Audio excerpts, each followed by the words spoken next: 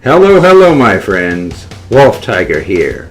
It's Wednesday, and it's also time for another exciting episode of The Things That Make You Go, Well, today it seems that Square Enix is all over the news. First off, there's a report that Sony will be selling its entire stake into the company, which is about a $47 million value in stocks.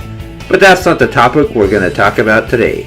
Today we're going to be talking about DRM. Yes, I know how much that you all love DRM. In a new interview with TorrentFreak, a Square Enix business manager explains that anti-piracy measures like DRM systems are a necessary part of doing business and are not expected to go away anytime soon. The primary benefit of DRM to us is the same with any business: profit. Square Enix Senior Manager of Business and Legal Affairs Adam Sullivan said, "We have a well-known reputation for being very protective of our IPs, which does deter many would-be pirates. However, effectiveness is notoriously difficult to measure. In short, we rely on the data available to us through our sales team and various vendors, along with the customer feedback." Many gamers have rallied against DRM, saying such measures negatively affect their experiences. The Witcher Studio's CD Projekt Red is one of the most vocal opponents of DRM and even operates its own DRM-free digital storefront called GOG. Sullivan explained that DRM must be employed in such a way that it does not have a detrimental impact on the player's experience. The key to DRM is that it can't interfere with a customer's ability to play the game, he said. It's not uncommon for people to get a new computer every few years or to have multiple computers. Sometimes they don't have reliable internet connections. There's no perfect solution yet. From there, Sullivan went on to say that for security reasons he sees DRM here to stay. Yes, we all understand that we need security, but is DRM really fixing things? Not really. It seems that pirating is even more prominent now than ever.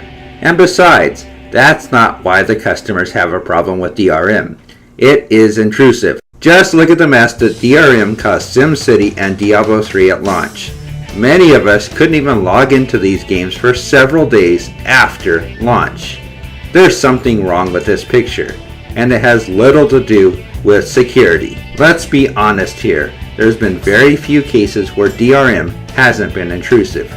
That's because most of the time it's been more than security. There's always something else there, such as requirements, ownership, wanting to sell more products through the DRM, something that keeps the game from being what it should be. And that's why customers are angry about DRM. Not because of security. Most of us can accept that we have to log in and verify that our games are legitimate. That's what registration was always for previously.